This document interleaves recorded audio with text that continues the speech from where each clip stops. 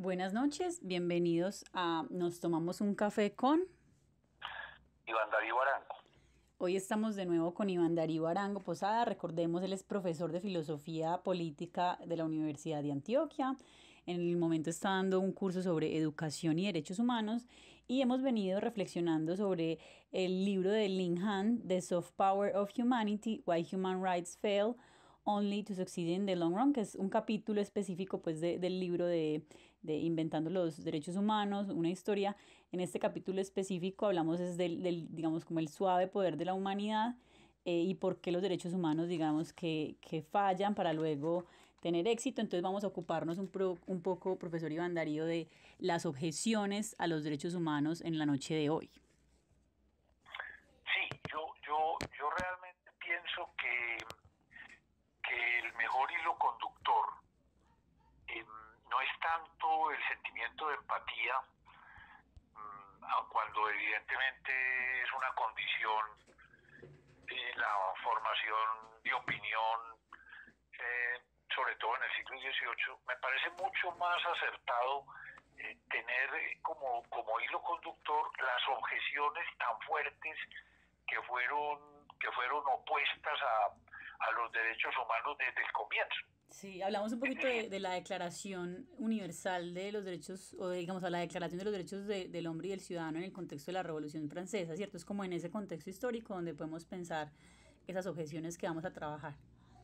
claro, claro, es decir, sobre todo el universalismo de la Declaración Francesa eh, fue el que produjo, digamos, las reacciones críticas más fuertes, sobre todo por un autor conservador inglés que se llama Edmund Burke, que solamente un año después de la Revolución Francesa escribió un libro que se llama Reflexiones sobre la Revolución Francesa, y solamente en los dos primeros días en que apareció la traducción francesa de ese libro, pues del autor inglés, se agotaron 2000 ejemplares. Hmm. Solamente en 2 días, dice aquí un historiador, se agotaron en París 2000 ejemplares. Y en menos de un año se reeditó el texto, esas reflexiones, 11 veces, pues ya en la versión inglesa. Entonces fue un libro que tuvo un impacto enorme, pues no solo en Inglaterra, y no también en Francia y después en Alemania. Es casi la base, podríamos uno decir, del pensamiento conservador. Sí, así es. Edmund Burke, pues sí, es el conocido pensamiento conservador, pero digamos esto como para su momento histórico inicial de cuando se proclaman estos derechos y a partir de ahí ya empiezan las críticas, pero podemos un poquito hacer como un rastreo de luego qué empieza a pasar con esas críticas desde el conservadurismo que van Es evolucionando. decir, inicialmente ese libro de Edmund Burke inspiró, digamos, críticas de carácter conservador muy fuertes. El problema está en que, hasta donde yo logro analizar, a mí me parece que Edmund Burke parte de premisas falsas. Ujú. Es decir, la crítica que él le hace a la Declaración Francesa parte de premisas falsas que tienen que ver con, con la creencia pues que él tenía en la naturalidad de las jerarquías. Es decir, él pensaba sobre todo en lo natural, completamente natural, que era el mundo feudal. Es decir, donde el respeto por los reyes era un respeto reverencial, y donde cada persona, pues en ese mundo feudal tan jerarquizado, tenía un superior inmediato por el que sentía un respeto sagrado. Entonces, todo ese mundo feudal, pues que duró siglos en Europa, era para Burke el modelo de lo que es, digamos, el entusiasmo por la obediencia al poder político, pues a esas jerarquías, y precisamente, pues es ese mundo feudal el que está en crisis en Francia. Sí, y yo creo que ahí hay una defensa también digamos, las tradiciones y las prácticas por encima de unos derechos de pronto que al ser proclamados como generales de todos los hombres, para Sí, Burke eso adicionalmente podría ser un problema. pues además de la Claro, defensa, claro. digamos, del mundo, digamos, antiguo, del antiguo régimen propio del mundo monárquico. Claro, él veía que los derechos en la tradición inglesa estaban arraigados en tradiciones, pero al fin y al cabo esos derechos eran concesiones que otorgaba el rey a determinados súbditos, digamos, por sus por sus logros militares o en cualquier ámbito, pues los derechos eran entendidos como concesiones.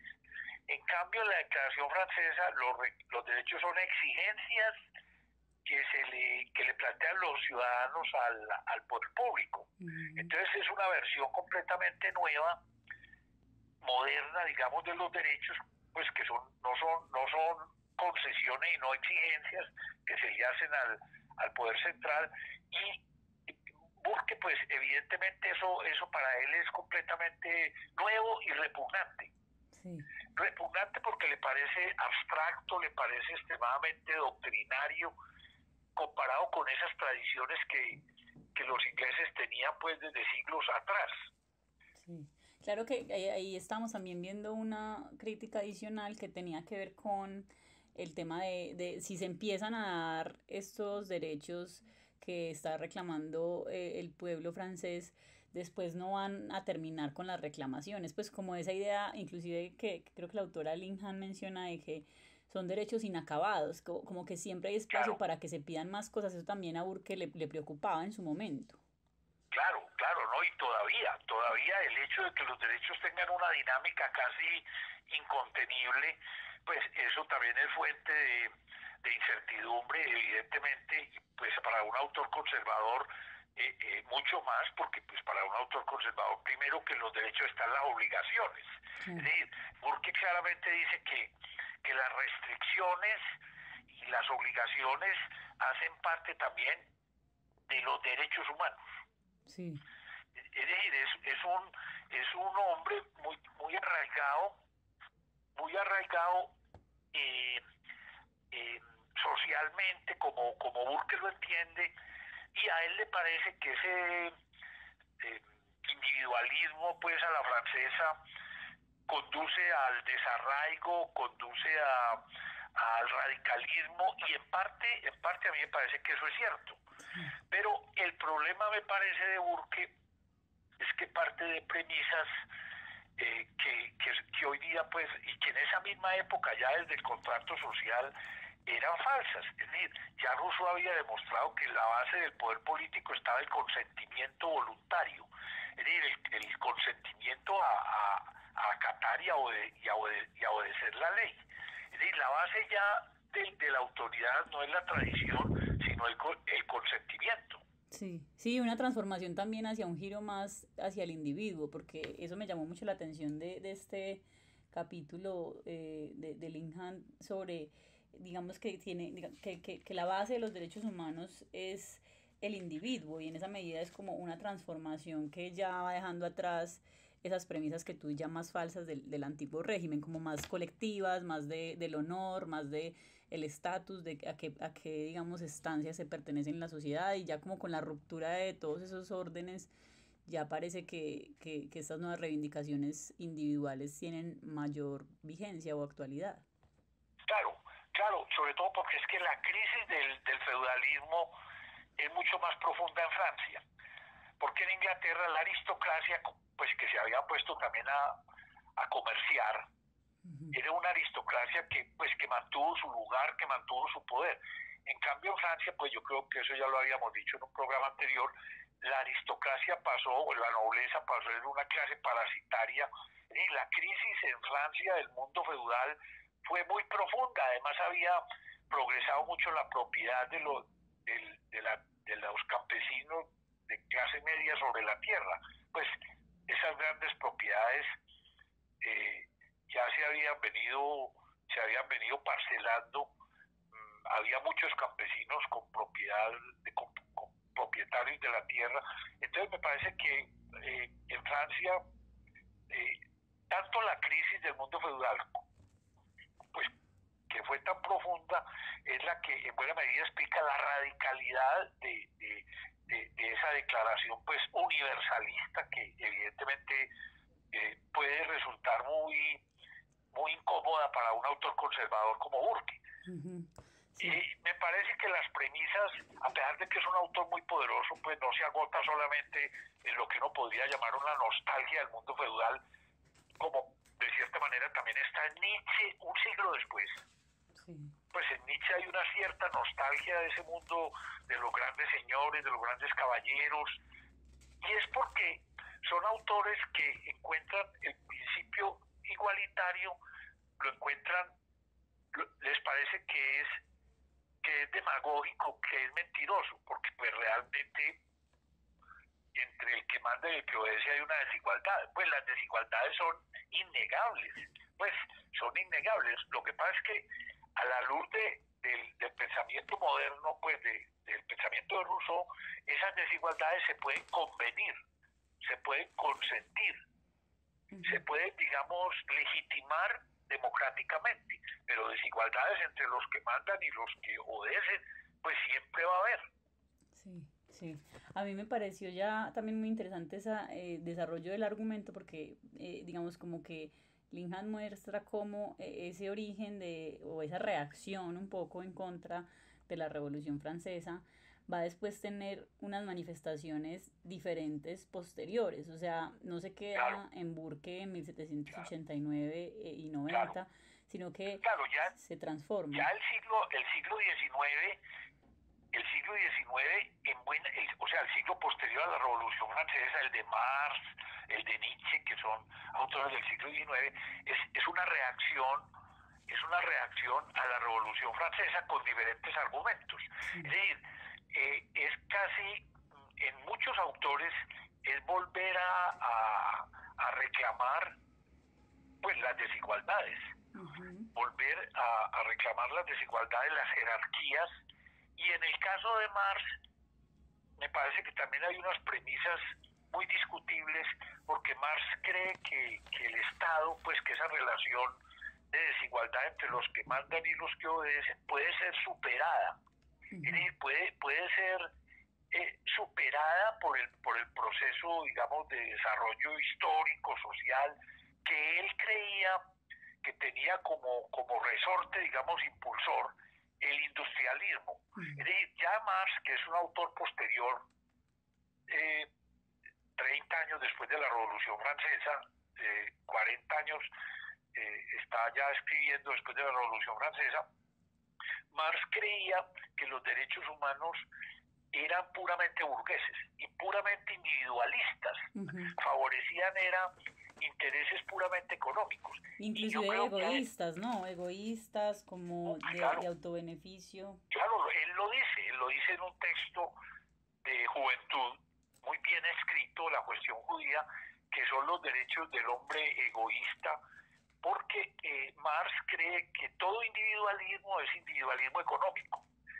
Y que toda la declaración básicamente lo que busca es proteger la propiedad privada. El problema está en que en la declaración de los derechos, en la declaración francesa, está el derecho, digamos, a la presunción de inocencia. Es decir, a que a una persona lo juzguen a través de un proceso donde se presuma su inocencia. Pues uno no puede decir que es un derecho burgués. Y tampoco puede decir uno que sea un derecho solamente de egoísta, el derecho a la libre opinión. Porque pues uno no es propietario de la opinión como si fuera una cosa. Sí. La opinión está pensada para un ámbito público, para el debate, para la formación, para la formación precisamente de opinión. Entonces me parece que Marx existe, claro, él todo eso lo analiza a partir de una premisa que yo creo que es falsa, y es creer que los desarrollos de la industria, pues muchos autores en la época de Marx se hacían ilusiones de que con la industria, con los progresos de la industria y de la industrialización, se iban a reventar las relaciones de dominación política. Es decir, Marx creía que la propiedad de los medios de producción iba a quedar en manos de trabajadores asociados. Sí, esa es la idea del socialismo, pues, y de socializar los medios de producción. Sí, No, pero hay unos aspectos del socialismo que son evidentemente claros y rescatables. Uh-huh. Pues la distribución, la redistribución de riqueza a través de los impuestos. Pero es que Marx creía que esa era una ilusión muy propia de la época, que los desarrollos de la industria por sí solos iban a hacer obsoletas las relaciones eh, estatales, digamos, entre el que manda y el que obedece, pues que se iban a volver obsoletas porque lo que iba a surgir luego sería una asociación de trabajadores que administraría la actividad productiva. O sea, Como si la...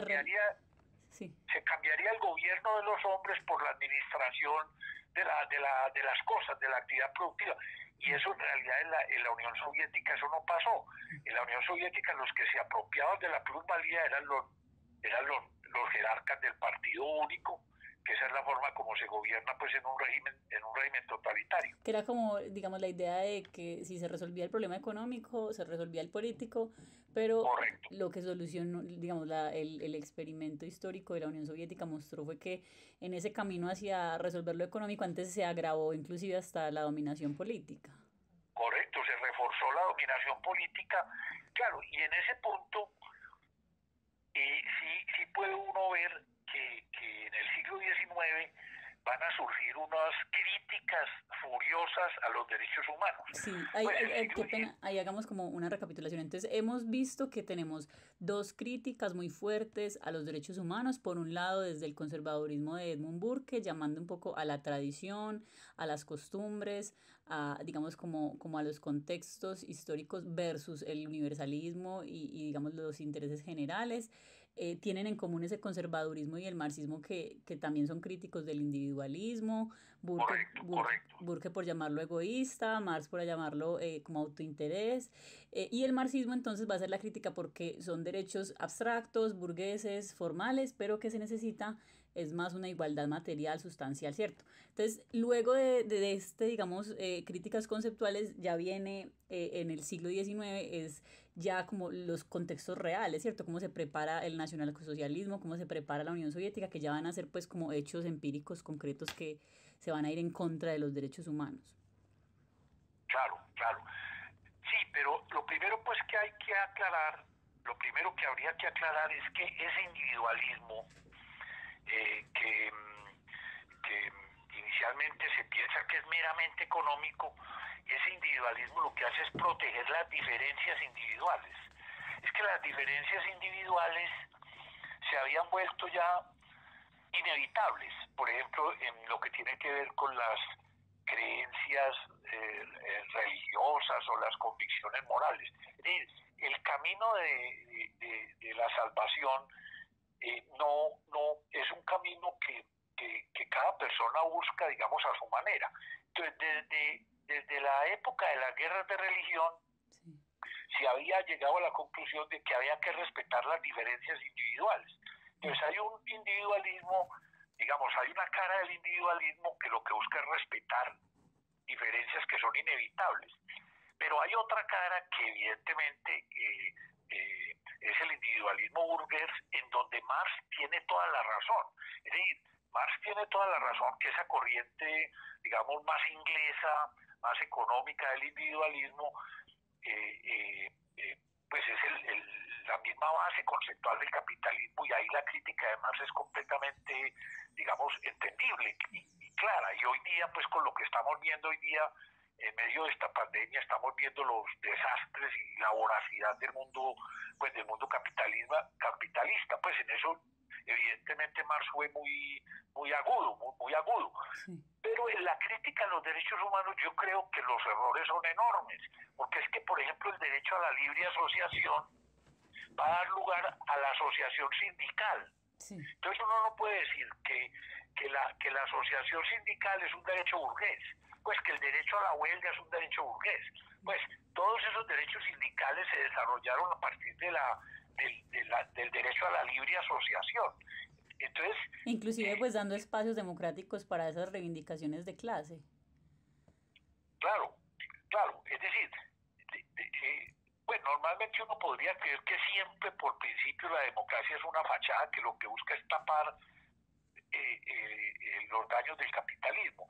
Pero la democracia también ha permitido, esos movimientos obreros también han permitido logros importantes a través de luchas importantísimas de la clase obrera en un marco democrático. Entonces queda muy difícil ver el mundo pues en blanco y negro. Pues uno inicialmente en filosofía política no, en política tiende a ver el mundo en blanco y negro. Sí, en blanco y negro. Es decir, pero cuando la realidad es que la democracia también permite esas formas de organización y esas reclamaciones pues de diferentes sectores, incluidos los obreros. Sí, sí, ahí estamos viendo entonces cómo esos espacios democráticos también son posibles gracias a los derechos humanos, sobre todo libre expresión y libre asociación que va a permitir como ese avance de los derechos. A mí me pareció bien interesante del capítulo esto que mencionaba que digamos como el siglo XIX va a ser un siglo, como tú mencionaste, como un gran reversazo en contra de los derechos humanos, en donde van a surgir con mucha fuerza la xenofobia, el racismo, el antisemitismo, el sexismo y el clasismo también, pues como pensando en ese proyecto marxista que van a dar origen los regímenes totalitarios que conocemos que fueron pues la Alemania nazi y digamos el régimen soviético, ¿cierto? Como esas dos caras de la moneda que estamos analizando digamos, anti derechos humanos. ¿Cómo nos podemos Claro. aproximar a estos hechos? Pues yo creo que el libro, es decir, el libro de Lin Han, en ese capítulo quinto es panorámico, trae mucha información y ella trae muy bien a cuento el intento de explicar las diferencias en términos biológicos. Es decir, lo curioso, sobre todo en la mitad del siglo 1850, pues se estaba promoviendo ya la abolición de la esclavitud en todas partes. Pues ya había sido abolida la esclavitud en Inglaterra, en Francia, en Colombia, en Estados Unidos todavía no. En Estados Unidos la abolición de la esclavitud fue muy tardía, 1800 tal vez 65, pues lo que dio lugar a la guerra de secesión en Estados Unidos, pero ella muestra cómo a la vez que se estaba aboliendo la esclavitud en el mundo entero, progresaba una concepción racista, una concepción de desigualdades tajantes entre las razas. Es decir, de cómo los africanos tenían una propensión a la pereza, a la falta de disciplina, cuando ya diferentes autores, por ejemplo Tocqueville, veía que esas diferencias no eran esenciales, eran más de carácter cultural, no eran diferencias raciales. Es decir, eran los contextos culturales los que propiciaban determinadas actitudes, digamos, el mismo Tocqueville tuvo una polémica con un señor Gobineau, conde de Gobineau, que fue el que escribió un libro sobre el ensayo sobre las desigualdades entre las razas, que es el que va a influir después en Hitler. Es decir, esa idea de explicar las diferencias que son evidentes como si fueran desigualdades raciales, inclusive entre hombres y mujeres. Es decir, como si entre los hombres y las mujeres hubieran desigualdades biológicas insalvables. En la constitución misma biológica. Eso en el siglo XIX estaba pues evidentemente muy de moda la biología.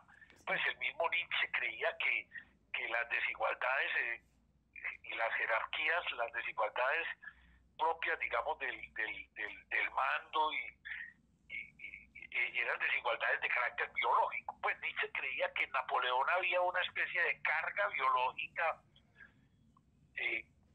como si Napoleón fuera algo así como una encarnación de la voluntad de poder en términos biológicos. Pero eso en realidad ya Rousseau había objetado ese tipo de explicaciones un siglo atrás. A mí me pareció bien interesante en eso, en esa reflexión sobre la ciencia de la raza y esos argumentos, inclusive apelando a la ciencia y al progreso y al, digamos, a las razas más avanzadas, pues como la blanca, que hacían una estratificación blancos, asiáticos, indígenas, negros, pues como si fuera una pirámide que daba cuenta de una evolución. Me pareció muy interesante porque el argumento racista y científico de esta época que estamos mencionando, que es mediados de 1800 y finales de 1800, no veo, o sea, es decir, hay una conexión clara frente a que hay una ratificación pues como de lo propio y de la desigualdad que viene desde el conservadurismo, pero me parece que este matiz nuevo tiene un alcance universal, es decir, el proyecto xenófobo y racista de Hitler era también imperialista, entonces eso pues, sí me parece que ahí hay una ruptura con el conservadurismo, pues como que el conservadurismo clásico de Burke llamaba un poco más a la Ah, tradición y a claro. lo propio que ese universalismo ya posterior que creo que ya no se podría llamar conservador. Ah, no, pero evidente. Claro, es que, por ejemplo, Edmund Burke se apoyaba pues su apoyo era la tradición cultural, la historia de un país. Ajá, Pues es mucho más convincente eso que la superioridad, digamos, de la raza aria y pues sobre todo superioridad frente a los judíos que eran los que manejaban pues la economía mundial. sí, sí, sí, sí. Es decir, ya todo esto se puede explicar como el esfuerzo o los diferentes esfuerzos por volver a reforzar las desigualdades entre, entre los hombres, entre los pueblos, entre las razas. Por ejemplo, acudir a diferentes recursos, la tradición cultural, la lengua. Por ejemplo, los alemanes estaban completamente orgullosos de su lengua. Y antes de la raza, antes de la supuesta pues, superioridad de la raza aria, Ujú. hablaban de la superioridad de la lengua alemana. Pues, eh, eh, y, y, eh, y alrededor de esas diferencias era como se buscaba ahondar desigualdades, volver otra vez a reforzar las desigualdades que habían sido tan duramente criticadas en el siglo XVIII y en la Revolución Francesa. Es decir, reforzar las desigualdades, bien sea acudiendo a las tradiciones culturales, a la especificidad, digamos, de cada una de las lenguas nacionales, y después casi como un recurso desesperado a la raza, pues que es el recurso, bueno, desesperado, pero que a Hitler le funcionó completamente bien. Es Sí. decir, él les logró vender la idea a los alemanes de que los judíos eran una infección, eran una plaga infecciosa para la raza aria, y los alemanes que creyeron eso no estaban locos. Pues lo que muestra eso es la influencia tan grande que tienen las instituciones en lo que la gente cree. Sí, sí, Y la esa. educación, y la educación.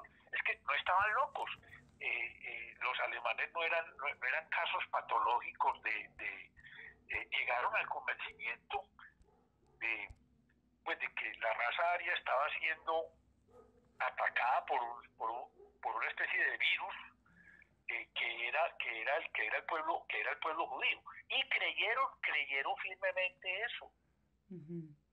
Sí, Entonces, lo que muestra el influjo tan grande que tiene la opinión y la educación en la vida política, en la vida de los pueblos, no solamente política, sino en las actitudes morales. así es. Y, digamos, para una reflexión de cierre frente a esto, pues porque, digamos, nos queda más claro frente al nazismo, me parece curioso frente al socialismo y al proyecto comunista en la Unión Soviética, que distinto a estas apelaciones a la superioridad para profundizar las desigualdades que hemos rastreado desde el conservadurismo, no parece que en el marxismo exista digamos, esa idea de superioridad. Aún así, lograron oponerse y negar los derechos humanos. ¿Cómo analizamos este fenómeno soviético? Es que inicialmente, pues la fuente, yo creo que la fuente del pensamiento conservador está en Burke y en José de Maistre, pues el francés. Ujú. Pero la fuente de este pensamiento, digamos, de este socialismo radical, pues que se radicaliza tanto con Lenin el propio Lenin considera que hay que exterminar a los campesinos ricos de Rusia, hay que asesinar a los campesinos ricos, llamados los kulaks, que eran los campesinos acomodados, fueron considerados eh, enemigos a los que había que exterminar. Es decir, y Lenin pues no era ninguna figura, digamos, secundaria desde el punto de vista intelectual. Lenin era un tipo supremamente inteligente, no era Stalin, era un tipo supremamente culto. Entonces, ahí vuelve y juega la idea del impacto que ejerce la opinión política en todos estos procesos,